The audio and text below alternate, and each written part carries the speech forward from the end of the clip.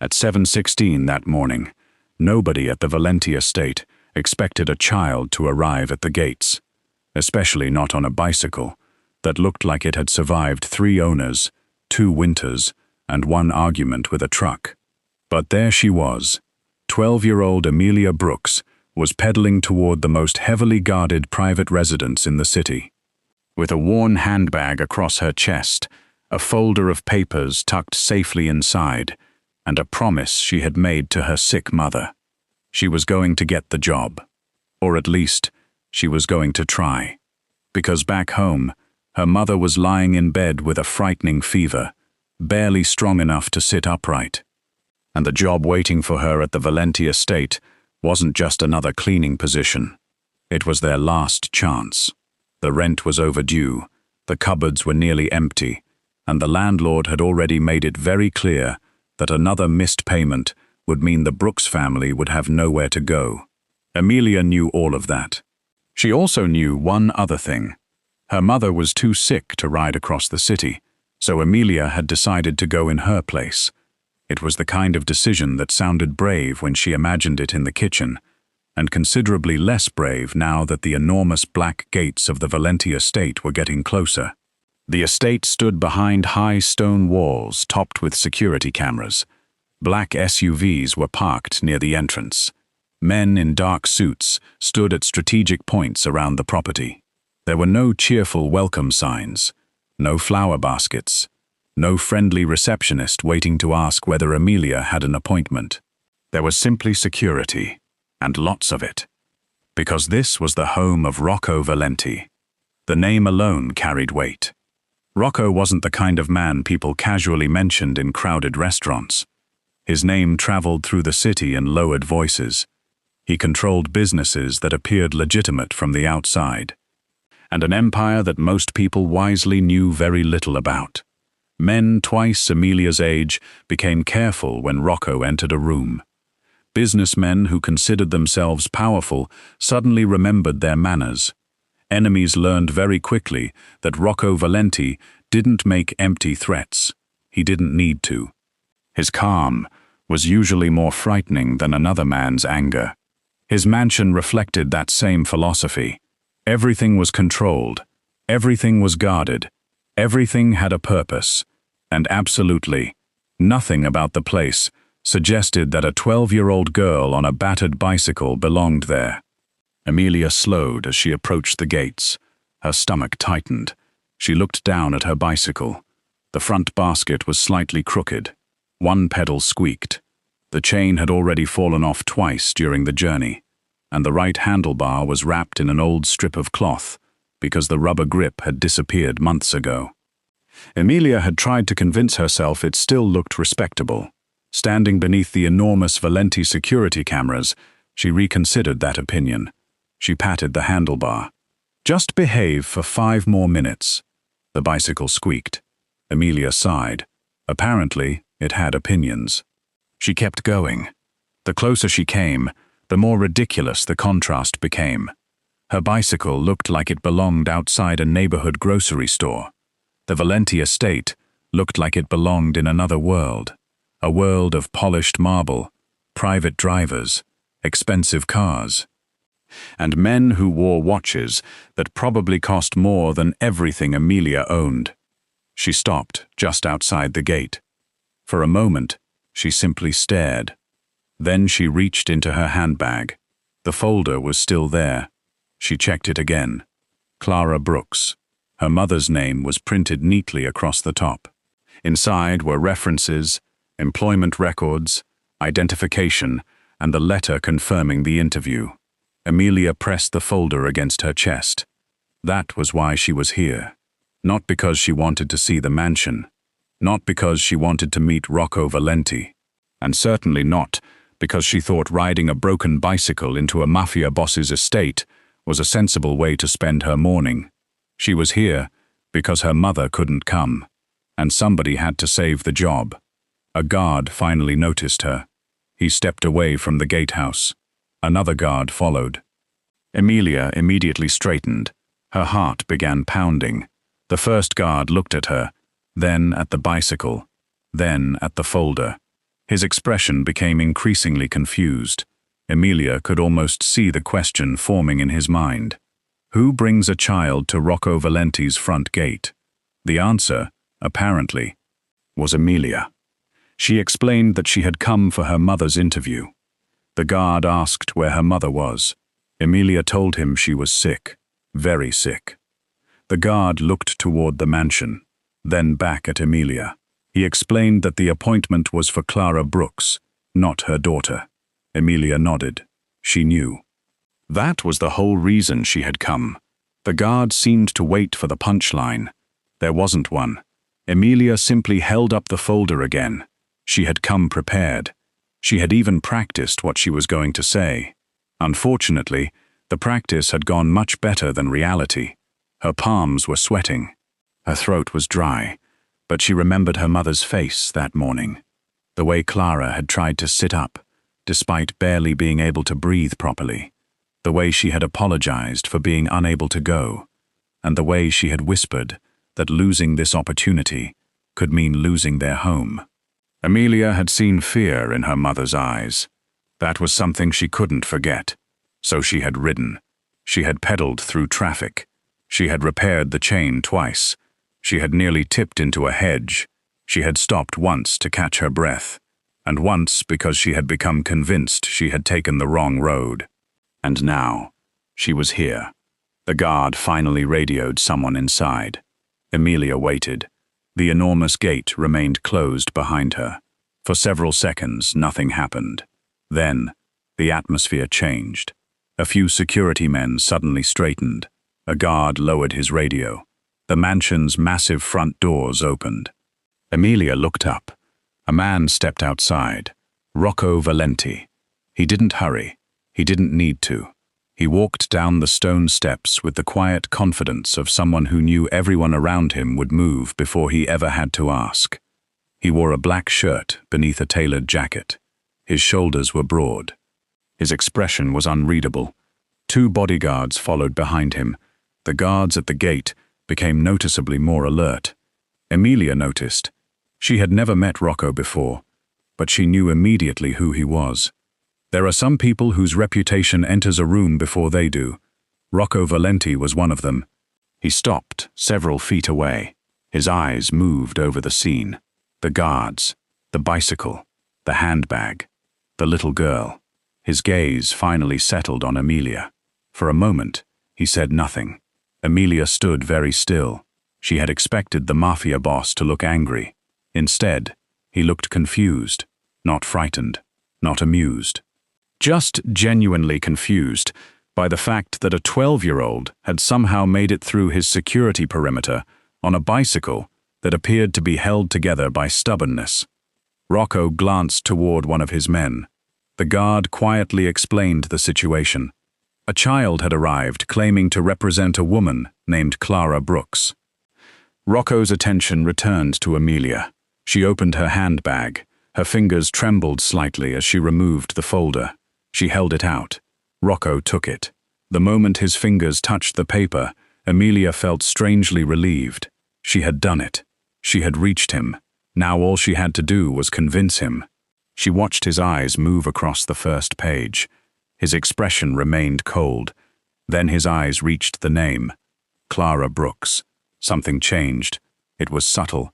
So subtle that Emilia almost missed it. Rocco stopped reading. His fingers tightened around the edge of the folder. His eyes returned to the name. Once. Then again. The bodyguard standing behind him noticed the change. So did Emilia. She frowned. Rocco lifted his eyes from the page. He looked directly at her. Not at her clothes. Not at the bicycle. Not at the folder. At her. Emilia suddenly felt much smaller. Rocco looked back down at the name. His jaw tightened. For a man who had faced armed enemies without blinking, one simple surname had done something no weapon could. It had disturbed him, because Brooks wasn't an unfamiliar name to Rocco Valenti. It belonged to a chapter of his life he had buried beneath years of power, money, violence, and carefully constructed silence. A name connected to a man who had once done something for Rocco that almost nobody had ever been willing to do, help him when there was absolutely nothing to gain from it. But Emilia knew none of this. As far as she was concerned, her mother's name was simply her mother's name. She watched the terrifying man in front of her read the first page again. Then Rocco slowly folded the papers together. His eyes never left Emilia. The question that followed wasn't about the job. It wasn't about her mother's experience. It wasn't even about why a child had come alone. It was much simpler, and somehow much more unsettling. "Who are you?" Emilia swallowed. She gave him her name, Emilia Brooks. The effect was immediate. Rocco went still. For the briefest moment, the cold mask disappeared. Something almost like recognition flashed across his face. Not recognition of Emilia herself, recognition of the name. His eyes shifted toward the photograph tucked inside the folder, then back to the girl. A 12-year-old child, standing beside a battered bicycle, holding the documents of a sick maid, completely unaware that she had just walked into the life of the one man who could change her family's future. And Rocco suddenly looked like a man who had just been handed a piece of his own past. Emilia tilted her head. She didn't understand. Why was he staring at her like that? Why had the name Brooks changed the entire atmosphere at the gate? And why did the feared Mafia boss suddenly seem less interested in interviewing her mother, and much more interested in finding out exactly who Emilia Brooks was? She had come to the Valenti mansion for one simple reason: to save her mother's job.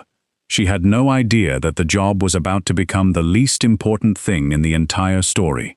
Because Rocco Valenti knew something about the Brooks family, something Emilia had never been told. And before that day ended, she was going to discover that her mother's sickbed, her family's financial troubles, and the old photograph hidden inside that worn handbag were all connected to the most dangerous man she had ever met. The little girl had come looking for a job for her mother, but she had accidentally walked straight into a debt Rocco Valenti had carried for years. And once he realized exactly whose granddaughter was standing in front of him, there would be no sending Emilia Brooks back home alone. Rocco did not send her home. That single decision would rearrange the next 6 months of his life. Though standing at the gate, folder in hand, he didn't know that yet. He only knew one thing. He could not look at this child and walk away. "Bring her inside," he said. 2 words. That was all it took to make every guard at that gate stand up a little straighter. Because in 11 years of running this estate, Rocco Valenti had never once said those words about a stranger. Certainly never about a child. The massive iron gate groaned open, and for a moment, Emilia simply stood there, gripping her bicycle, like it was the only solid thing left in a world that had just tilted sideways. "Sir?" one of the guards said carefully. "The bike." "Bring that too," Rocco said, already turning back toward the house. Behind him, Emilia blinked. She looked at the bicycle. She looked at the mansion. She looked at the 8-foot walls, the cameras, the men with earpieces, standing like statues carved from suspicion. And she thought, with the particular clarity children sometimes have in moments adults would call terrifying, this is either the best thing that's ever happened to us, or the worst. She followed him inside anyway. There wasn't really a choice, not one that led back to her mother with good news anyway. The inside of the Valenti mansion did not look like a home. It looked like a museum that had been built to intimidate, and then, almost as an afterthought, furnished with couches. Marble floors stretched in every direction, so polished Emilia could see the pale, nervous shape of her own reflection trailing beside her.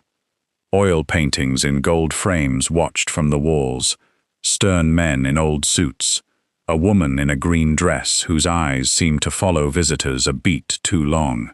Somewhere far off, a clock ticked with the kind of precision that suggested even time behaved itself in this house. Emilia tried not to touch anything. She failed almost immediately, her fingers brushing the edge of a side table, just to confirm it was real and not some elaborate movie set. It was real, cold, smooth, expensive real. A member of the household staff, an older woman with sharp eyes and a kind mouth, wearing a grey uniform that somehow looked more dignified than anything Emilia owned, stopped mid-step when she saw them. She looked at Rocco. She looked at Emilia. She looked at the mud still drying on Emilia's knuckles. And she said absolutely nothing, which, Emilia would later learn, was the loudest reaction anyone on staff was permitted to have. "This way," Rocco said, and led her past the woman, down a corridor lined with closed doors, until they reached one that was not closed at all, a heavy oak door, standing open like it had been expecting them. His office. It was not what Emilia expected. She had pictured, she wasn't sure what she had pictured, something with more guns visible, probably. Maybe a desk made entirely of one intimidating slab of black stone. Instead, the room was lined with books, real ones, not the kind arranged by color for decoration. A leather chair sat behind a large wooden desk, worn smooth at the armrests in a way that suggested someone actually sat there for hours at a time, not just for photographs. There was a chess set on a side table, mid-game, one player clearly winning and the other clearly refusing to admit it. And there was a chair across from the desk. One chair, large, built for an adult. "Sit," Rocco said, and though his voice wasn't unkind, it left no real room for negotiation. Emilia climbed into the chair. Her feet did not reach the floor. She noticed this immediately and found it deeply, personally embarrassing, as though the chair itself had been specifically designed to remind her how young she was, in a room that clearly hosted much older, much more dangerous conversations. Rocco sat across from her. He placed the folder on the desk between them, Clara's folder, the one Emilia had guarded like treasure through an entire city's worth of traffic. He did not open it. He simply looked at it. For a long moment he said nothing at all, and Emilia became acutely aware of the ticking clock somewhere down the hall, of her own heartbeat, of the small mountain of dried mud she was now certain was visible on her sneakers against this obscene amount of clean marble. Finally, Rocco spoke. "How old are you?" Not what she expected. 12, Emilia said.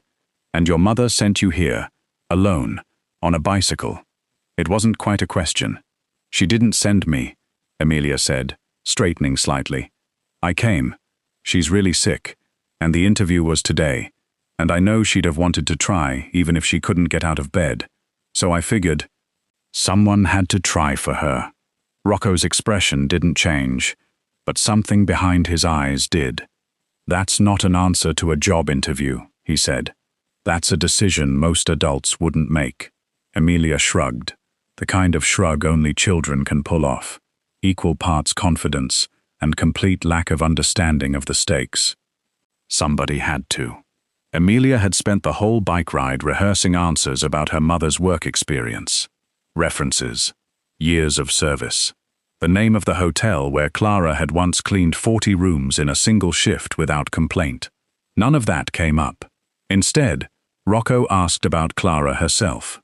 How long had she been doing this kind of work? Where had she worked before?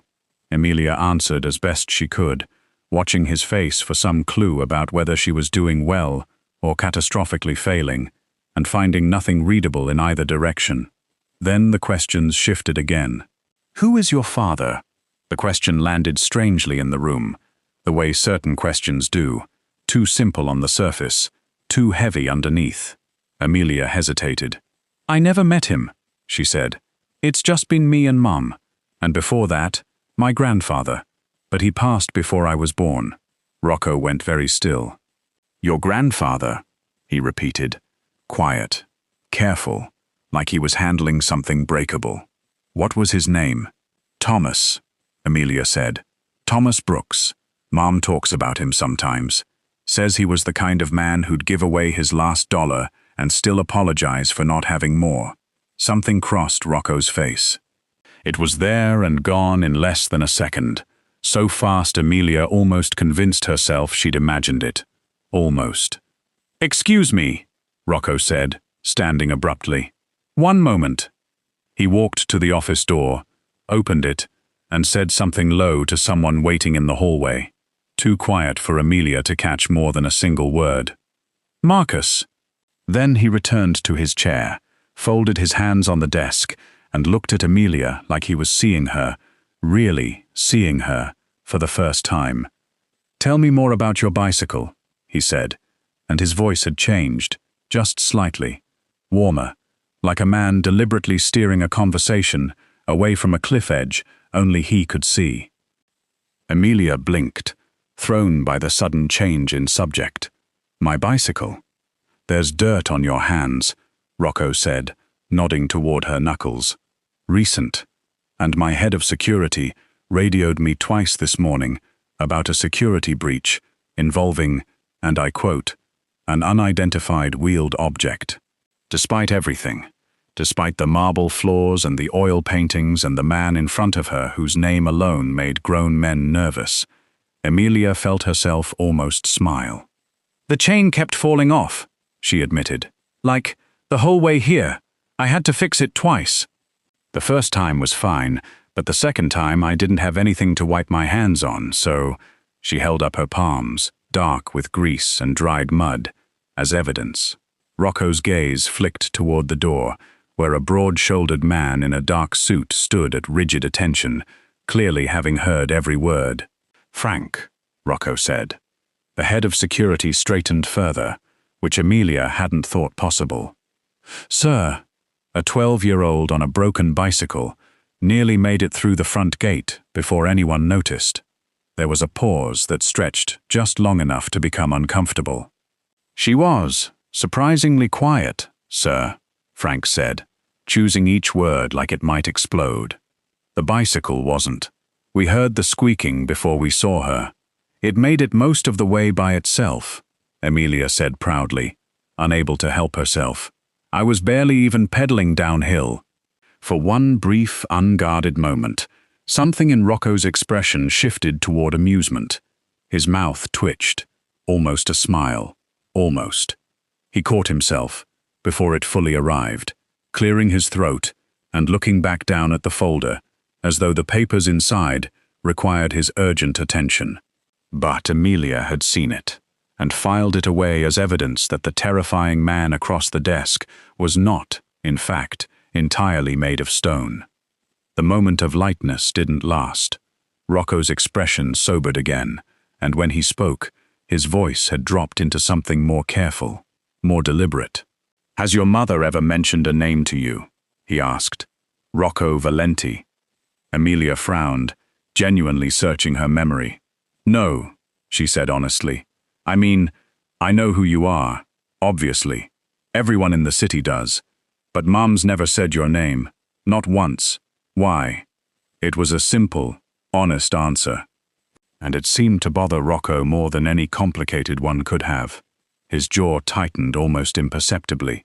His fingers drummed once against the folder before going still, like he'd caught himself and forced discipline back into his hands.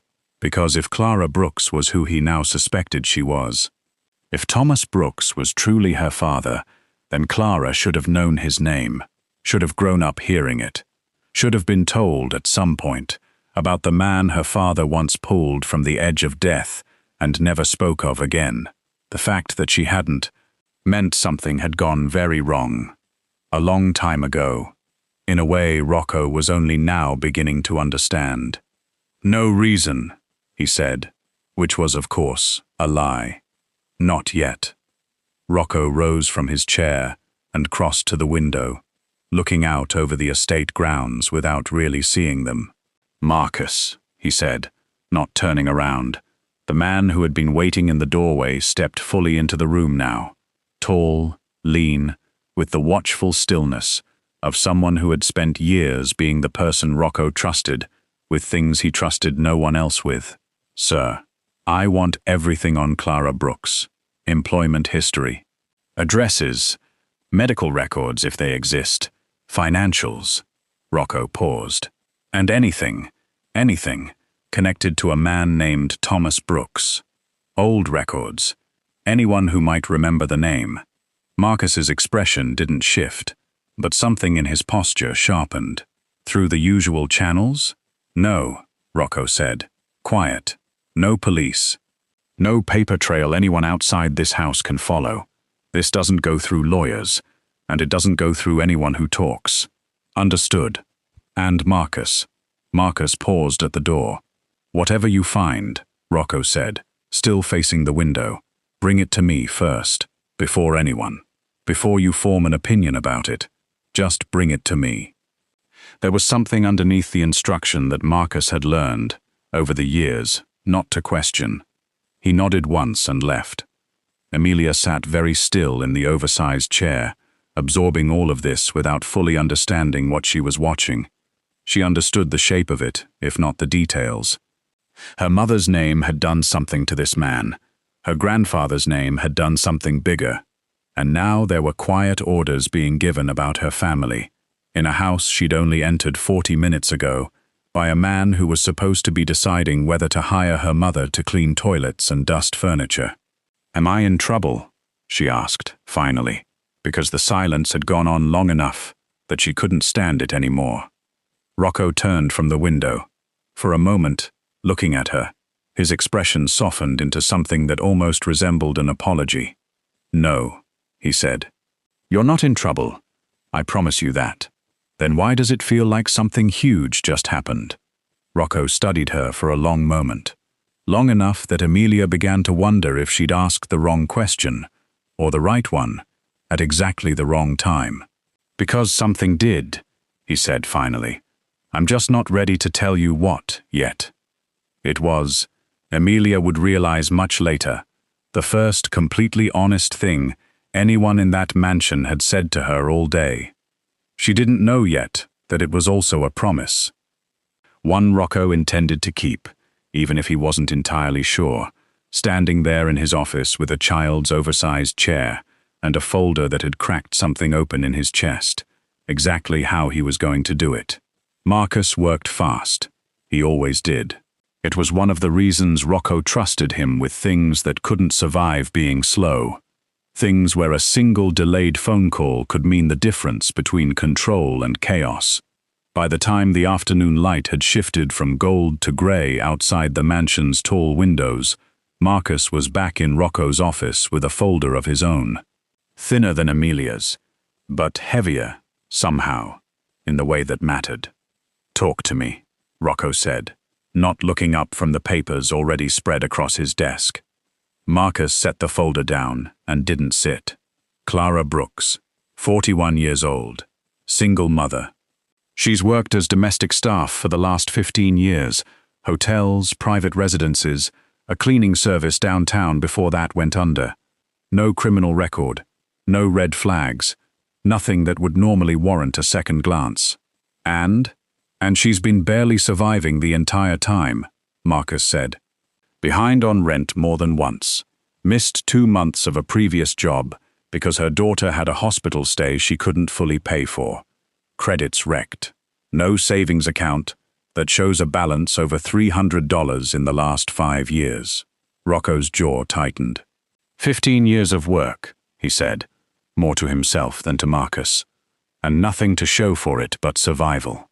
That's not the part you need to hear first, Marcus said quietly. Rocco looked up. There's a name buried in one of the old employment references, Marcus continued. From over a decade ago. A landlord vouching for Clara's character, back when she was trying to get her first steady position after her father passed. He mentions the father by name, says he was a good man, reliable, says. Marcus paused, choosing his next words with visible care. Says the family had fallen on hard times after an old injury never fully healed. He slid a single page across the desk. Rocco didn't need to read far. The name was right there, near the bottom of the page, typed in plain, unremarkable ink that had no idea what it was about to do to the man reading it. Thomas Brooks. Rocco sat back slowly in his chair. For a long moment, he didn't move. Didn't speak. Marcus, who had worked for this man for nearly a decade, and had seen him remain perfectly composed through betrayals, threats, and violence that would have broken most people, had never once seen him look like this, like the floor had shifted under a house he'd assumed was built on solid ground. "Sir, that's him," Rocco said quietly. "That's the man." He didn't explain further, not yet. Marcus, to his credit, didn't push. He simply stood there, patient, waiting to see whether his employer needed him to do something or needed him to leave.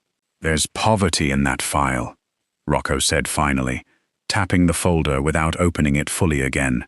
15 years of a woman working herself into the ground, raising a child alone, and somewhere in the middle of it, her own father's name is sitting in an old reference letter, like it's nothing. Like it's not the reason. He stopped himself. Marcus waited. "Find out everything else," Rocco said instead, his voice sliding back into its usual controlled register. "Medical records for Clara.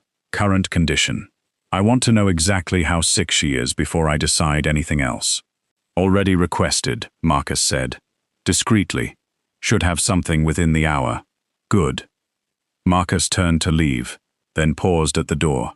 "Sir, do you want me to tell you what I think, or just keep bringing you facts?" Rocco looked up. "Facts," he said. "Always facts first." Marcus nodded and left, but the look on his face as he walked out suggested he already had an opinion forming, one about debts and second chances, and the particular kind of guilt that follows a powerful man discovering he owes something enormous to people who never once asked to be repaid. While Marcus dug through records that would change her family's life, Emilia sat in a kitchen roughly the size of her entire apartment, trying very hard not to stare at everything. She was failing. The kitchen alone had more counter space than her home had square footage. Copper pots hung from an iron rack overhead, catching the light like ornaments. A woman moved through the space with the calm efficiency of someone who had run this kitchen for years. Mrs. Delgado, the housekeeper, though Emilia didn't know her name yet. "Sit," Mrs. Delgado said, not unkindly, gesturing to a stool at the massive marble island. "You look like you haven't eaten since sunrise." "I'm fine," Emilia said automatically, the way children raised by exhausted, hard-working parents learn to say it, reflexively, before the truth of their hunger has a chance to embarrass anyone. Mrs. Delgado gave her a look that suggested she had heard that particular lie from a great many people over a great many years, and had never once believed it. She set a plate down anyway, something warm, something that smelled like it had been made by someone who actually cared whether it turned out well, not just whether it got finished on time. Emilia stared at it. "I should go," she said. "My mum." "Your mother is being looked in on," Mrs. Delgado said simply, wiping her hands on her apron. Emilia's head snapped up. "What?" "Mr. Valenti sent someone to check on her. About 20 minutes ago." Mrs. Delgado said it plainly, like it was the most ordinary thing in the world. Like powerful mafia bosses routinely dispatched people to check on sick single mothers they'd never met. For Emilia, it was the first crack in her understanding of the entire day. "Why would he do that?" she asked slowly. I thought this was just about the job, about whether he'd still consider Mom for the position, since she couldn't come herself." Mrs. Delgado's expression flickered. Something careful, something that suggested she knew more than she was willing to say, and had decided a long time ago that gossip about Mr. Valenti's private business was a very fast way to lose a very good position. "I couldn't say," she said instead, turning back to the stove. "But I've worked in this house a long time, child, and I've never once seen Mr. Valenti personally check on the family of a job applicant." She paused. "Not once." Emilia looked down at her plate. Something cold and uncertain settled in her stomach. Not fear, exactly. Something closer to the realization that the ground beneath her had quietly shifted, and she hadn't been given the chance to notice when it happened. "He's not deciding whether to give Mum a job," she thought slowly. "He's investigating us." She wasn't sure yet whether that was a good thing or a terrifying one. Down the hall, behind a closed door, Rocco stood at his window with a phone pressed to his ear. The man on the other end of the line was someone Rocco hadn't spoken to in years, a former associate, retired now, living somewhere quiet and far from the life they'd once shared. A man who had been there, on a night neither of them ever discussed anymore. "It's Rocco," he said, when the line connected. There was a long pause on the other end, the kind that suggested the man recognized his voice immediately, and wasn't entirely thrilled about it. "It's been a long time," the man said carefully. "I need to ask you something, and I need you to think carefully before you answer." "All right." Rocco closed his eyes. "Do you remember Thomas Brooks?" The silence that followed was not the silence of someone searching their memory. It was the silence of someone who remembered immediately and was now deciding how much of that memory he was willing to hand back over the phone. "Where did you hear that name?" the man asked, his voice tightening. "Answer the question first." Another pause. Longer this time. "Yeah," the man said finally, quiet. "I remember him. Tell me what you remember. Rocco, tell me." The man exhaled slowly, the sound crackling faintly through the phone line. "He was there," the man said. "That night. The warehouse." "I always figured you knew that better than anyone, since you're the one who—" He stopped himself. "You really don't remember the details?" "I remember pieces," Rocco said, his voice lower now, rougher. "I remember waking up somewhere I shouldn't have woken up at all. I remember someone getting me out. I never knew his name, not for certain, not until today." There was a long silence on the line. Then, "You should sit down before I tell you the rest," the man said quietly. "Because it's not a small thing, Rocco. It never was." But Rocco didn't sit down.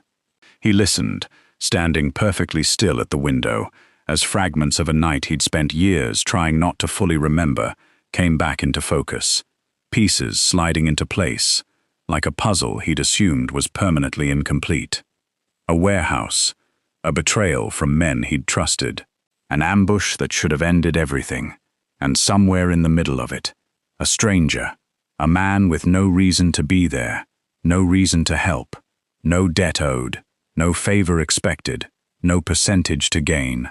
A man who had simply decided that a stranger bleeding out on cold concrete didn't deserve to die there.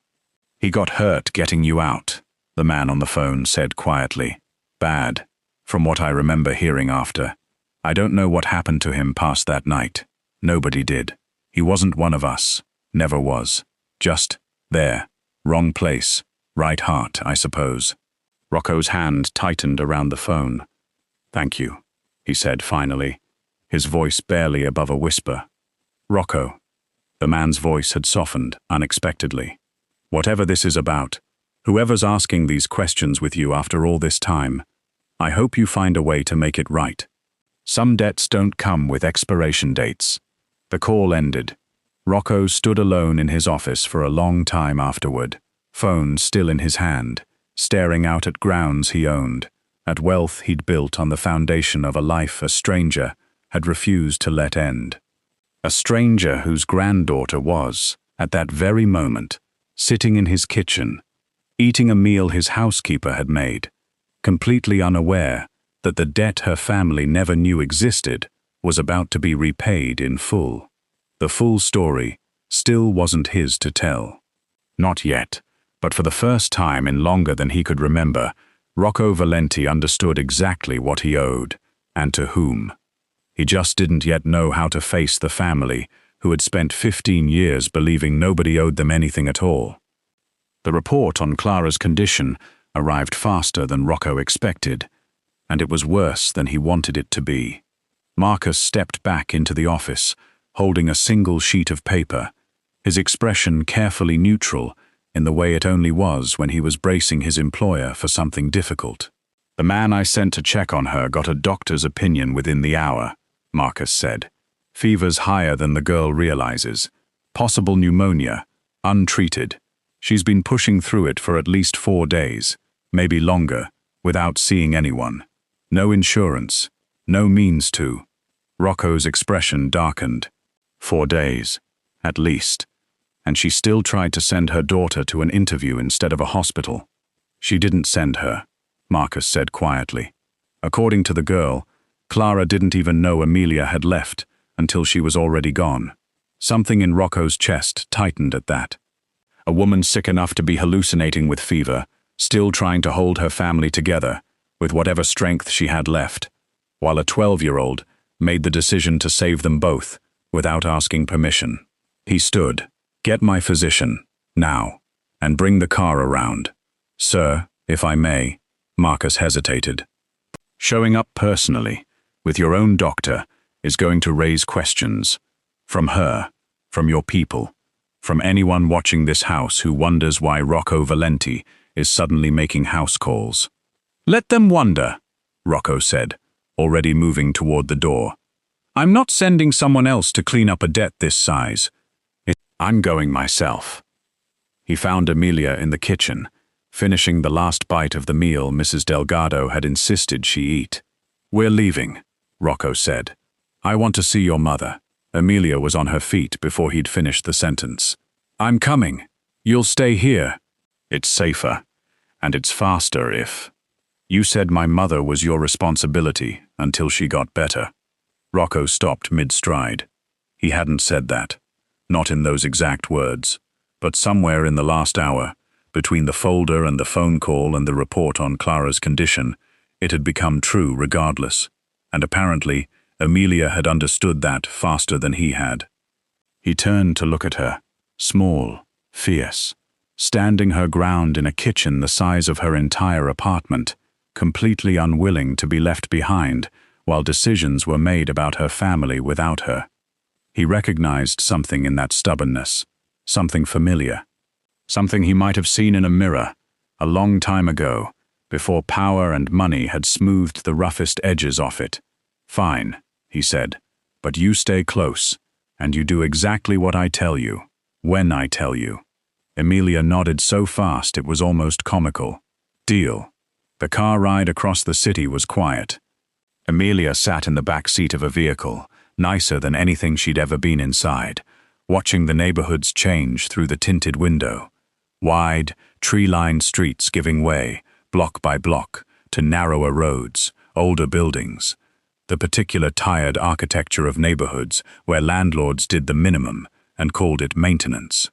Rocco sat beside her, silent, his jaw tight, his eyes fixed somewhere past the window that suggested he wasn't really seeing the streets at all. "You're doing that thing again," Emilia said. He glanced at her. "What thing?"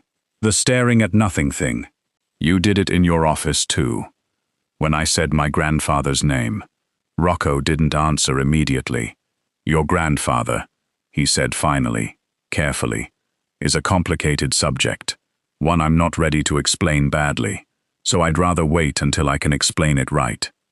Emilia studied him for a long moment, the particular unblinking scrutiny only children seem capable of, the kind that makes adults confess things they hadn't planned on confessing.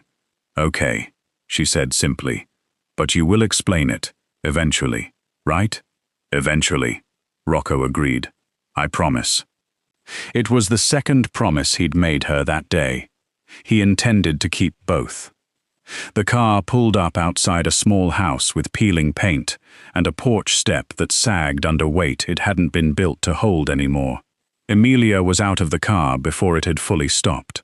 Rocco followed, his physician close behind, and for a moment he simply stood on the cracked sidewalk, taking in the house the way a man takes in evidence he wasn't prepared to face. The windows were dark despite the hour. A curtain, thin and faded, moved slightly with a draft that had no business being inside a closed house. Emilia pushed through the front door without knocking. It was her home, after all. Calling her mother's name into a house that answered only with silence. They found Clara in the back bedroom. She was worse than the report had suggested. Worse than Emilia, in her fear and her 15-mile bicycle ride, could have fully understood that morning. Clara Brooks lay tangled in a thin blanket, her face flushed with fever, her breathing shallow and uneven, in a way that made the physician move immediately, professionally, without waiting for permission. The house around her told its own story.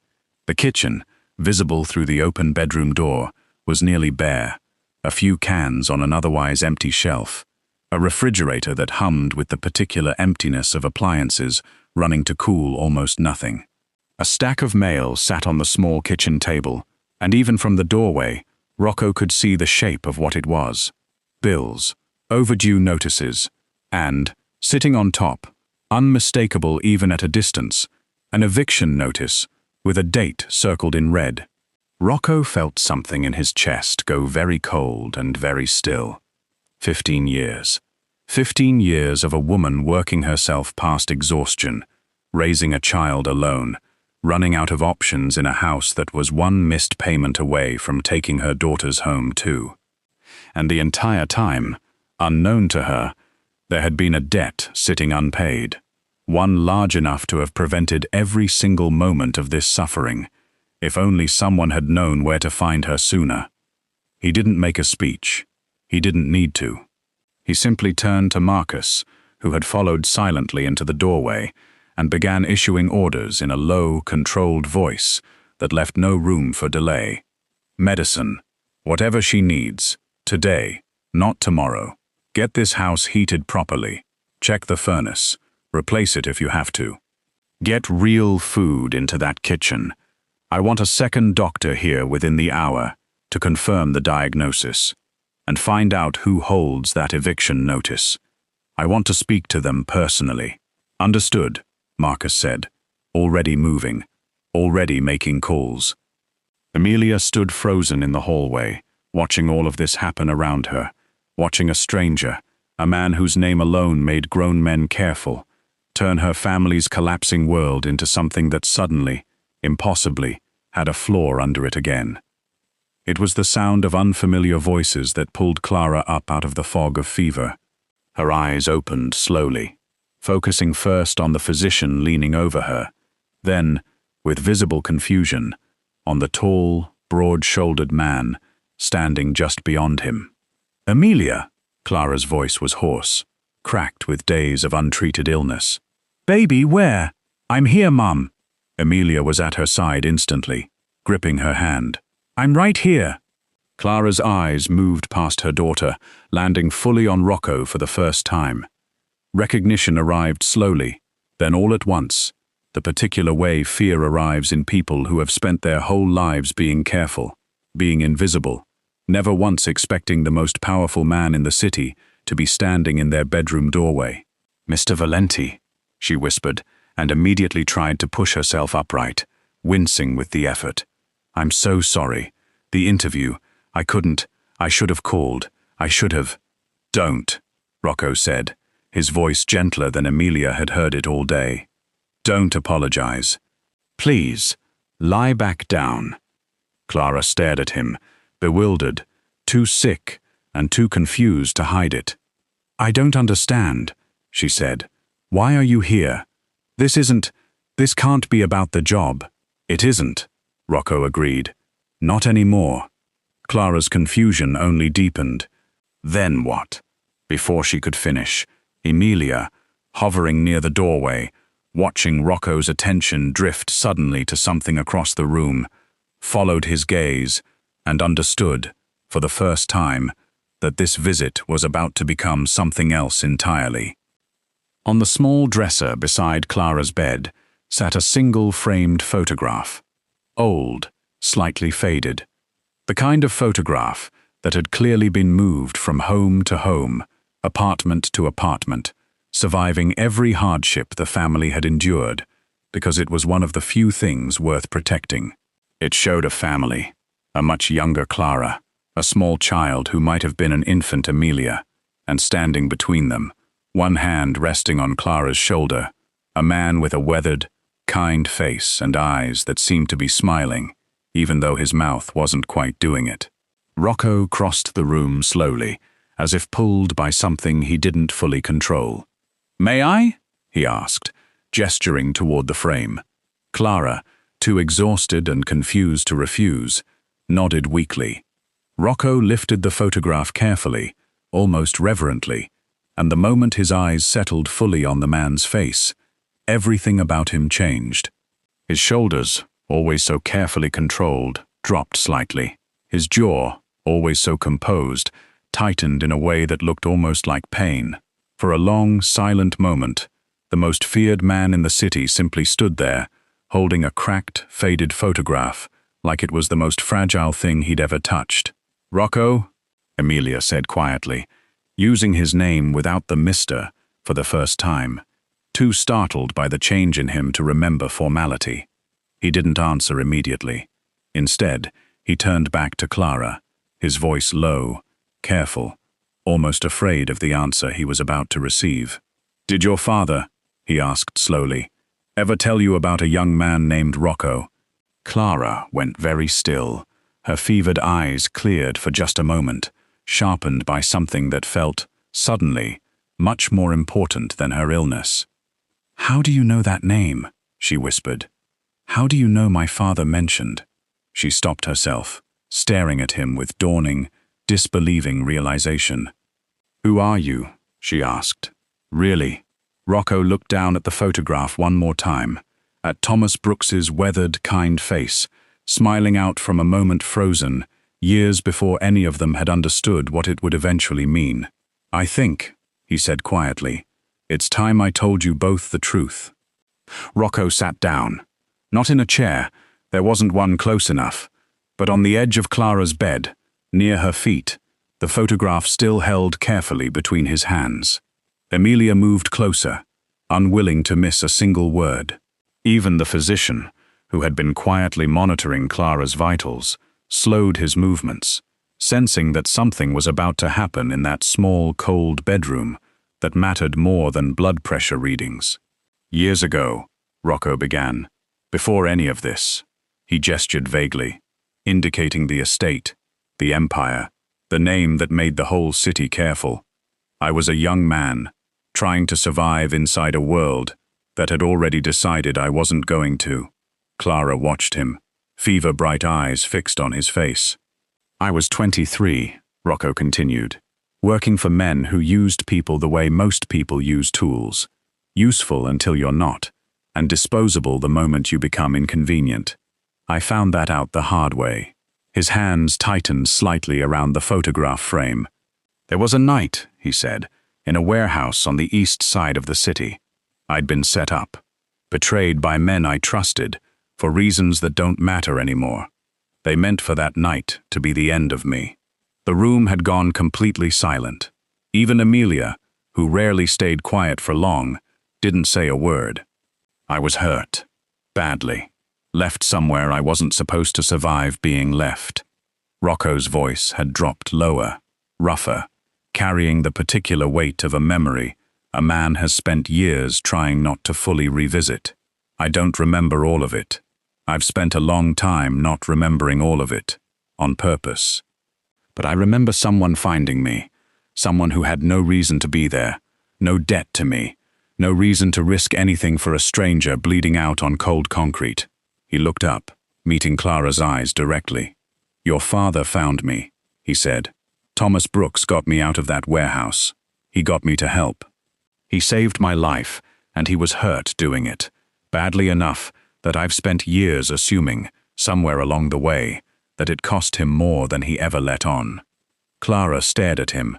For a long moment, she said absolutely nothing, the silence of someone rearranging an entire understanding of their own family history around a single, impossible sentence. "My father," she said finally, her voice barely above a whisper, "never told me that story. I searched for him," Rocco continued. As soon as I was strong enough to search for anyone, I wanted to repay him. Money, protection, anything. I never found him. I assumed," his voice caught slightly, "I assumed the worst, that the night had cost him more than I knew, that he'd died somewhere because of what he did for me, and I'd never even gotten the chance to say thank you." "He didn't die that night," Clara said slowly. "He lived another 12 years after that. She pressed a hand to her eyes, overwhelmed. He never told anyone. Not me. Not my mother, before she passed. He just came home different one day, with an injury he never fully explained, and he never spoke about it again. Rocco closed his eyes. 12 years.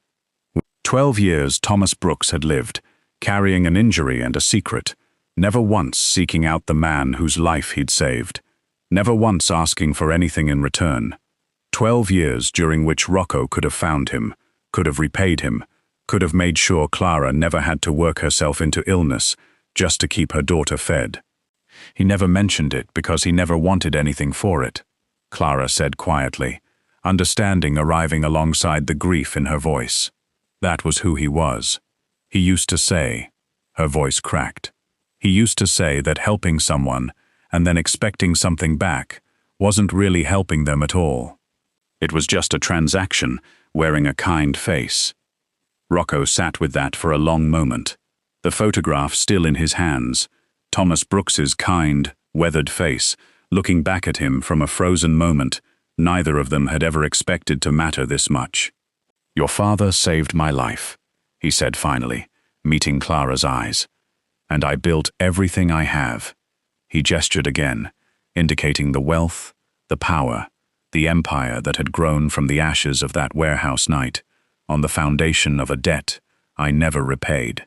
While you, his voice roughened with something that sounded, unmistakably, like guilt, while you worked yourself into illness, while your daughter rode a broken bicycle across the city, because there was no other way to keep a roof over your heads.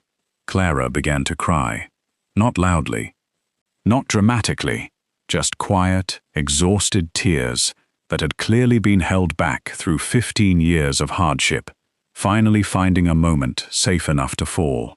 "He never considered himself a hero," she said, wiping at her eyes with the back of her hand. "That was never how he thought about it. He just believed you didn't leave people behind when they needed help. That's all it ever was to him. A simple decision, not a debt, not something owed back." "I know," Rocco said quietly, "but it's a debt to me. It always has been, whether he intended it that way or not." Emilia had been standing near the doorway this whole time, absorbing every word, piecing together an entire hidden history of her family in real time. "So my grandfather really saved you?" she asked, her voice smaller than usual, carrying the particular weight of a child, trying to understand something enormous. Rocco turned to look at her. He set the photograph down gently, and, without quite planning to, lowered himself so he was closer to her eye level, an instinct he hadn't used in years, not since he'd stopped being the kind of man who crouched down for anyone.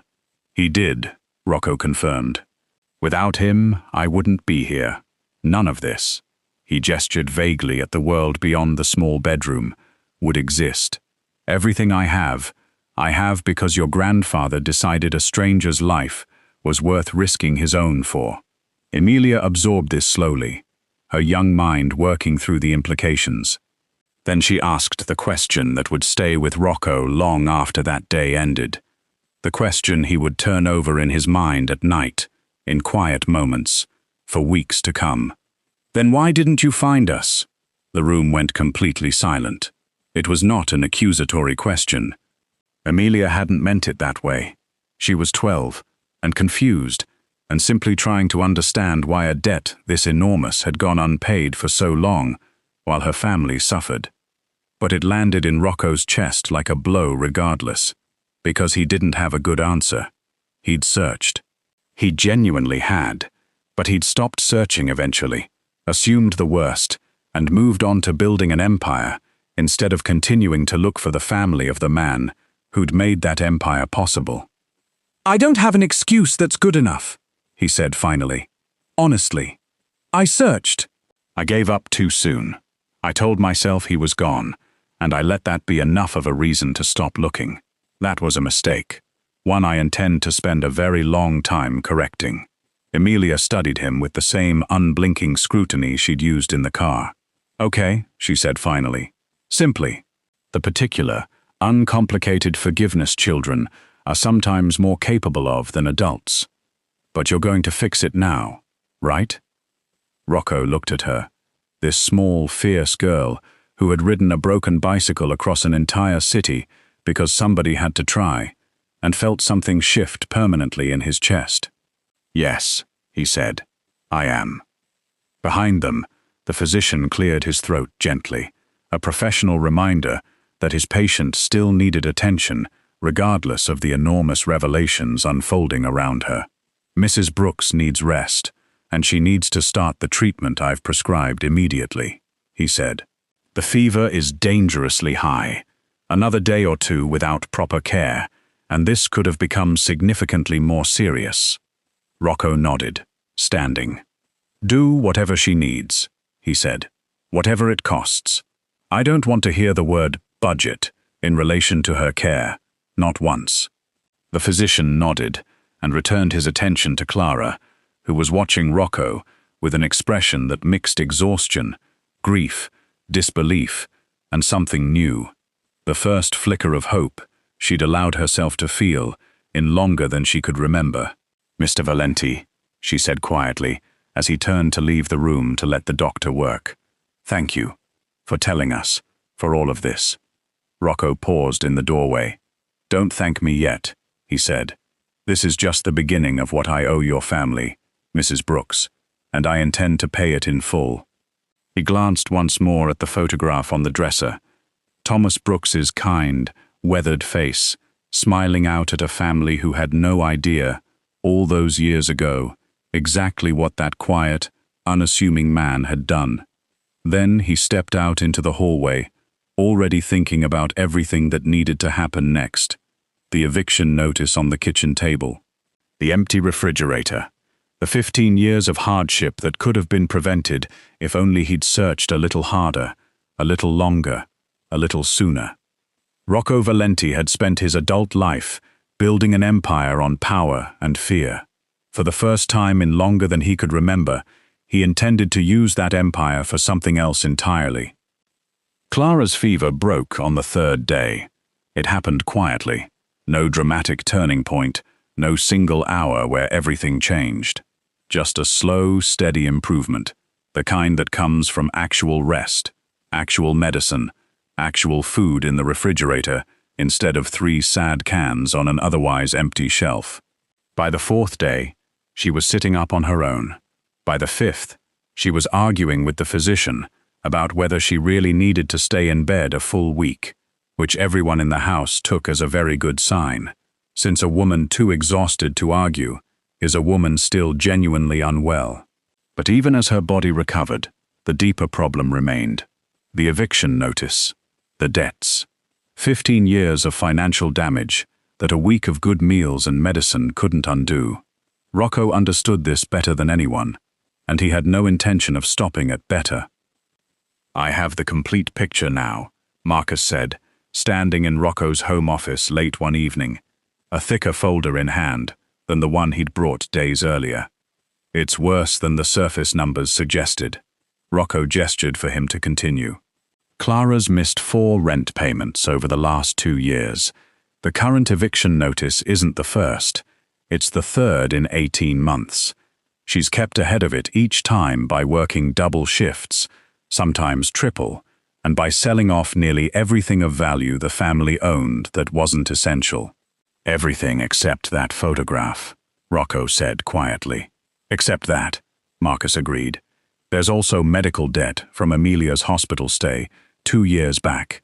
Appendicitis, from what I found. Clara's still paying that down in monthly installments she can barely afford.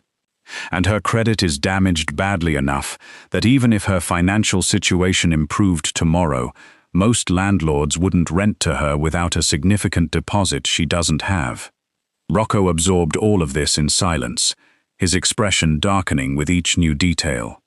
15 years, he said finally, echoing what he'd said in Clara's bedroom days earlier. 15 years of this, while I built an empire 2 neighborhoods away. "Sir, you couldn't have known. I could have looked harder," Rocco said sharply, then caught himself, exhaling slowly. "I'm not angry at you, Marcus. I'm angry at 15 years I can't get back for that family." Marcus said nothing. wisely letting the silence sit. "Get me everything on the property," Rocco said finally. "The house. Who owns it? What it would take to buy it outright." Marcus's eyebrows rose slightly. "Buy it, sir? Not just cover the back rent?" "Buy it," Rocco confirmed, "and put it in Clara's name.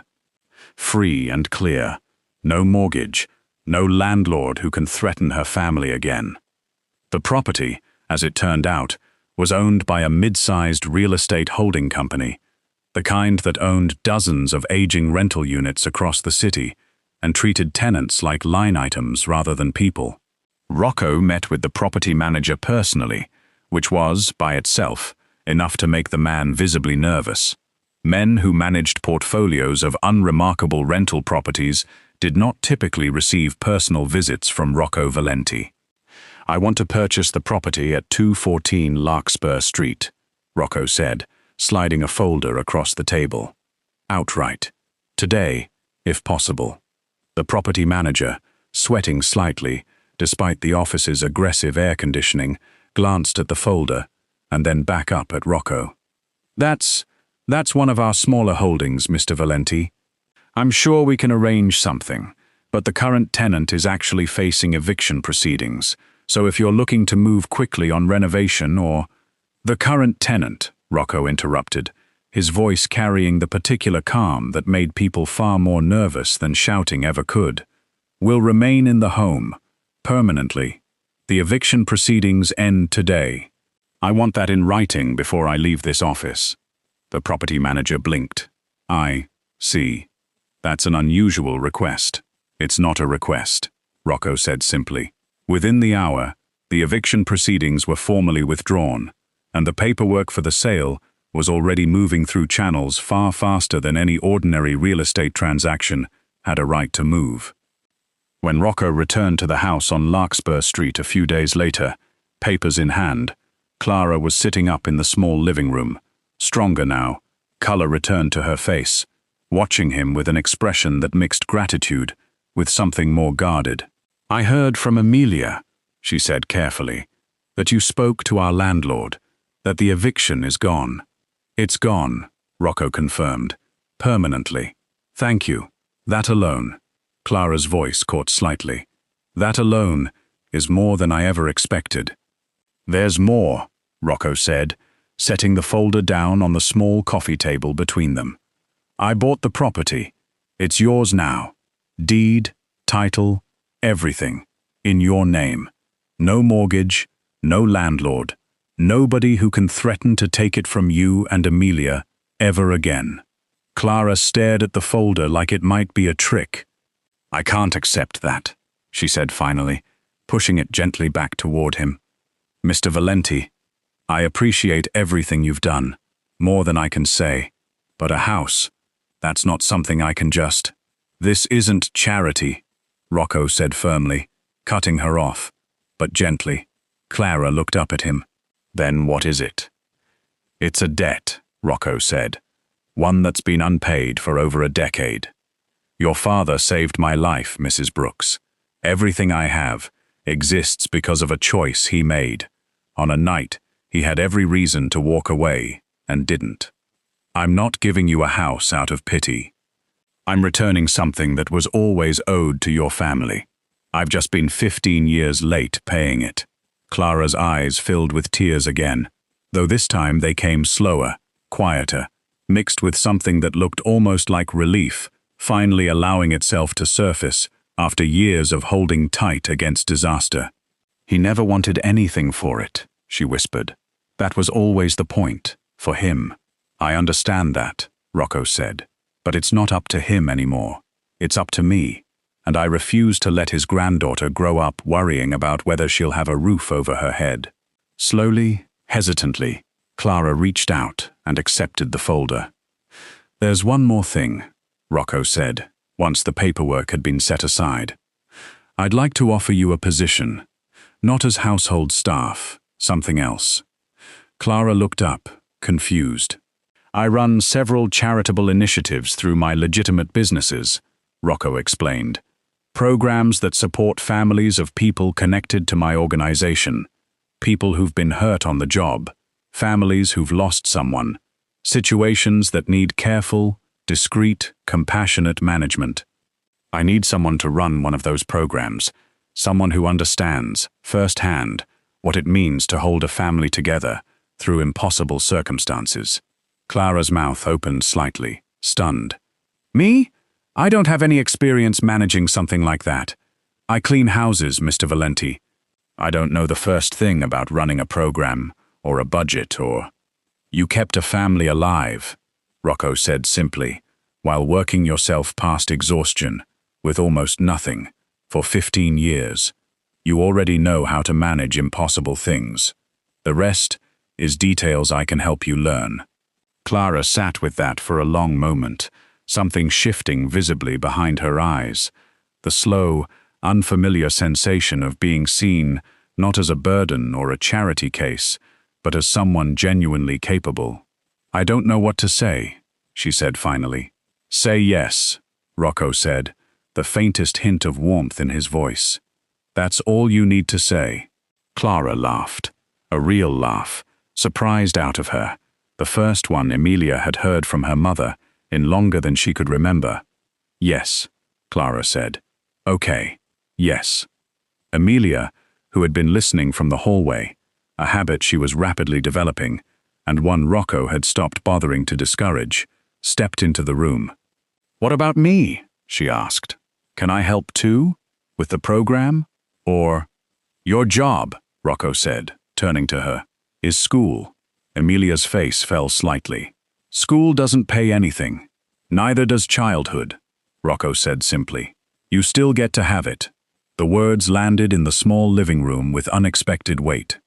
Emilia stared at him, absorbing the full meaning of what he'd said, the recognition, slowly dawning, that Rocco wasn't simply solving her family's financial problems. He was trying to give her back something she hadn't even realized she'd lost. The right to worry about ordinary 12-year-old things. Homework instead of rent, friends instead of eviction notices, a childhood that didn't require riding a broken bicycle across the city to save her family from disaster. Okay, Emilia said quietly, something in her voice suggesting she understood, at least partially, the gift she'd just been given. I'll go to school. I'll do the whole childhood thing. Good, Rocco said, and for the second time that week, something that was almost a smile crossed his face. But not everyone in Rocco's world was pleased by these developments. Word traveled fast in circles like his, faster, sometimes, than Rocco would have liked. And within days, whispers had begun reaching the wrong ears. Rocco Valenti, cold and controlled for over a decade, had suddenly attached himself, publicly and personally, to a struggling single mother and her daughter. For most people, this would have seemed like nothing more than an act of generosity. For Rocco's enemies, it looked like something else entirely. A weakness, a pressure point, someone Rocco actually cared about, someone who could be used against him in ways that money and threats and violence never could. In a dimly lit office across the city, a man Rocco had crossed years earlier sat reviewing a file of his own. Photographs of Clara's house, notes on Emilia's school schedule, details gathered by people paid to watch quietly and report back. So the untouchable Rocco Valenti finally has something he can't afford to lose, the man said softly, almost to himself, a slow smile spreading across his face. Interesting. He closed the file. Let's see how untouchable he really is. The warning came from Marcus, 3 days later, delivered in the clipped, careful tone he reserved for genuinely serious problems. We have a situation, he said, stepping into Rocco's office without waiting to be announced. Surveillance was spotted near the Brooks house. Twice in the last 2 days. Same vehicle both times. Rocco's pen stopped moving mid-signature. Whose? Still confirming. But given the timing, Marcus hesitated. Sir, it's not a coincidence that this started right after word got out about the property purchase and the job offer. Rocco set the pen down slowly, his expression hardening into something Marcus hadn't seen in years. Not since the early days, before the empire, before the careful, controlled version of Rocco Valenti the city had come to fear. "Someone thinks they've found a way in," Rocco said quietly. "That's my read as well. Find out who, today." It didn't take long. By evening, Marcus had a name: Daniel Cortese, a man Rocco had pushed out of a lucrative shipping arrangement nearly 4 years earlier, after discovering Cortese had been skimming from shared operations. Cortese had lost significant standing that year and significant money. He had also, apparently, spent 4 years waiting for an opportunity to make Rocco pay for it. "He's been watching the house," Marcus confirmed. "Watching the school. He knows Emilia's schedule down to the hour. This isn't idle curiosity, sir. This is preparation." Rocco's hands curled into fists on the desk. The fear that gripped him in that moment was unlike anything he'd experienced in the violent, dangerous years of building his empire, because this wasn't fear for himself. It was fear for a 12-year-old girl who had ridden a broken bicycle to his gates because somebody had to try, and a woman who had spent 15 years surviving impossible circumstances only to finally, have a moment of safety. He was not going to let that safety be taken from them. "Get me everything on Cortese," Rocco said. "Where he's staying, who's helping him, what he's planning. I want it all, and I want it fast." While Marcus worked, Rocco moved immediately to secure Clara and Emilia.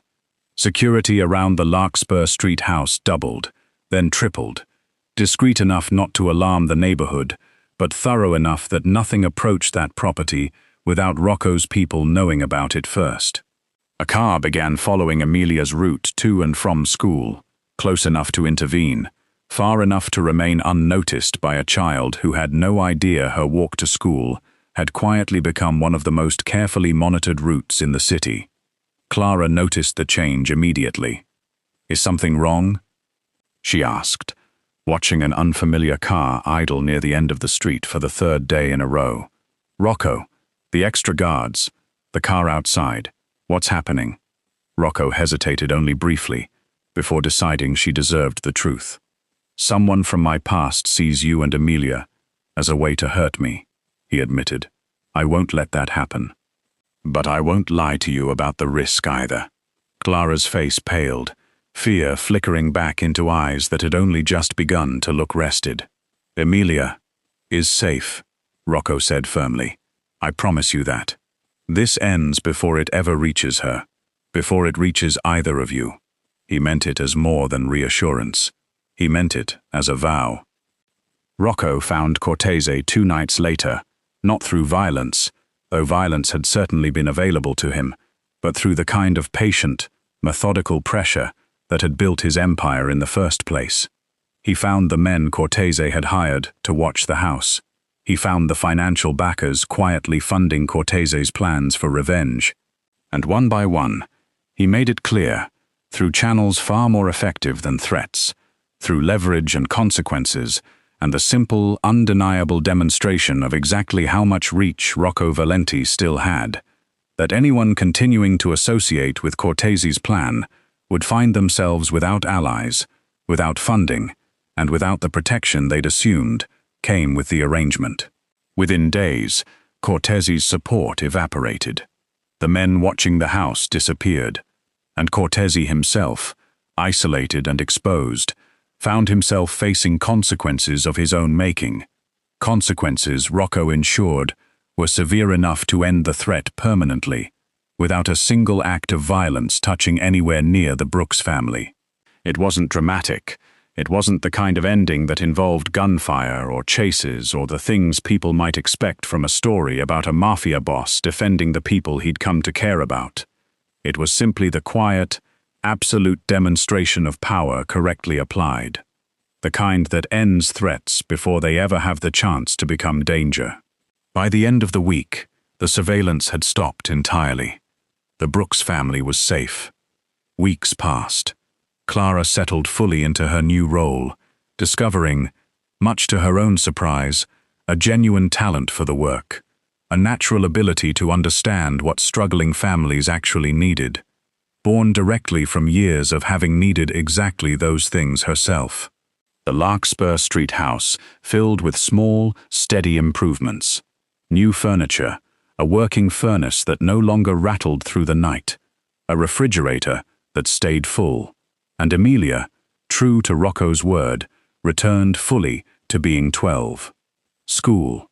Homework. Ordinary complaints about ordinary things, a difficult math assignment, an argument with a classmate, whether she was allowed to stay up late on a Friday. It was, in every way that mattered, the childhood Rocco had promised her. One afternoon, Clara dropped Emilia off at the Valenti estate for a visit, something that had become a regular, welcome occurrence, much to the quiet amusement of the household staff, who had grown genuinely fond of the girl who'd once nearly biked her way straight through their security perimeter. Emilia went looking for Rocco and found him in the garage instead, standing beside something covered with a cloth. "What's that?" she asked, curious. Rocco, with something almost like mischief in his expression, pulled the cloth away. It was her bicycle, fully repaired. The crooked basket straightened, the squeaking pedals silenced, new rubber grips on both handlebars, the old cloth wrapping gone, replaced with something that actually looked like it belonged on a bicycle instead of a bandage. Emilia stared at it, stunned. "You fixed it," she said. I figured it got thrown out weeks ago." "I had it repaired instead," Rocco said simply.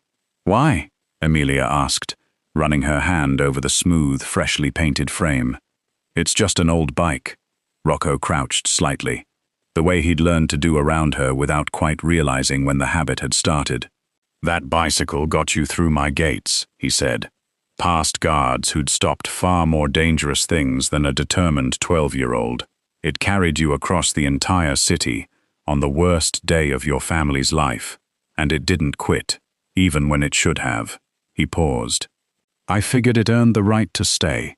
Emilia laughed, a real, delighted laugh, the kind that filled the garage and echoed slightly off the polished concrete.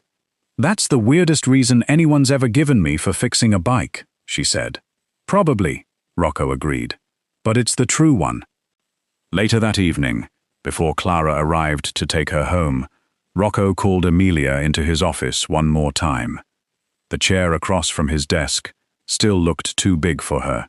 She'd stopped minding.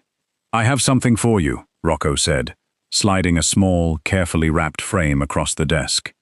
Emilia opened it slowly. Inside was the photograph from her mother's dresser, restored now, the faded colors brought back, the cracked glass replaced. Thomas Brooks's kind, weathered face looking out clearer than Emilia had ever seen it. But there was something new beside it. A second photograph, old and slightly worn, that Rocco had found buried in records from years earlier. A photograph he hadn't even remembered existed until Marcus unearthed it during his investigation. It showed two young men. One of them, unmistakably, was Thomas Brooks, younger than in the family photo, standing with his arm around the shoulder of a lean, serious-looking young man, who Emilia realized, with a small jolt, was Rocco. Young, unguarded, smiling in a way she'd never once seen him smile in real life. "That's you," she said, looking up at him. "That's me," Rocco confirmed. "Before all of this, before I became someone this city learned to fear. Your grandfather knew that version of me, the one who still smiled easily, the one who hadn't yet decided that power mattered more than people." Emilia looked back down at the photograph, tracing her grandfather's face with one careful finger. "He gave you something money could never buy," Rocco said quietly. "A second chance at life, and I intend to spend the rest of mine making sure that chance means something, starting with making sure his family never has to fight this hard for anything again." Clara arrived a short while later to collect her daughter, finding them both in the office, Emilia carefully holding the framed photographs, Rocco watching her with an expression Clara hadn't seen on him before. Something soft, something that looked unmistakably like belonging. "Thank you," Clara said quietly, once Emilia had run off to say goodbye to Mrs. Delgado in the kitchen, leaving the two adults alone. For everything. You've done so much more than repay a debt, Rocco. You've given my daughter a future. You've given both of us one. Rocco looked toward the doorway, where Emilia's laughter could be heard drifting in from the kitchen, bright and unburdened in a way it hadn't been the day she'd first arrived at his gates. She gave me something too, he admitted. I didn't realize how much I'd built this. He gestured at the office, the estate, the empire beyond it, as a fortress. Something to protect myself with. I'd forgotten what it was supposed to be for. He paused. There's laughter in this house now, he said. I'd forgotten what that sounded like. Clara smiled, a real, warm smile that had nothing to do with fear or gratitude or debt, and everything to do with simple, uncomplicated hope. Then I suppose, she said, we're even better off than we realized. The following weekend, Emilia rode her fully repaired bicycle through the Valenti estate courtyard, the wheels spinning smooth and silent across pavement, so different from the cracked, uneven streets of her old neighborhood. The guards at the gate no longer stopped her. They didn't need to. They knew her now, knew the particular sound of her bicycle bell, knew to wave rather than reach for a radio, knew that this girl belonged here as surely as anyone who had ever walked through those gates. She pedaled a final loop around the courtyard fountain and pulled to a stop beside Rocco, who stood watching from the top of the stone steps, arms crossed, an expression on his face that the old version of him, the cold, controlled, fortress-building version, would never have permitted himself to wear in front of his own staff. He looked at the bicycle, then at her. Emilia smiled. The easy, unguarded smile of a child who no longer had to be brave beyond her years, no longer had to carry burdens meant for adults, no longer had to ride across an entire city praying a broken chain would hold just a little longer. Rocco Valenti, the feared Mafia boss who had built an empire through calculated fear, who had spent over a decade making sure no one ever saw him as anything but untouchable, stood in his own courtyard, watching over the granddaughter of the man who had once refused to let him die. His mansion had once felt like a fortress. Now there was laughter in it. Emilia had a permanent place at his dinner table. Clara had a future she'd once believed impossible. And Rocco, for the first time since that long-ago night in the warehouse, had stopped treating his wealth and his power as things to be guarded, and started using them, finally, for something that actually mattered. Because Emilia Brooks had come to the Valenti mansion on a broken bicycle, chasing one small hope, that her mother might save a job. But somewhere along the way, without either of them planning it, her courage had saved something far more important, something inside Rocco Valenti that all the money and power in the world had never once been able to touch. If this story hit you right in the chest, then hit that like button before you go. And if you want more stories like this, powerful men who find out they owe everything to the people they overlooked, hit subscribe, turn on notifications, so you never miss the next one. Drop a comment below. What would you have done in Emilia's place? See you in the next story.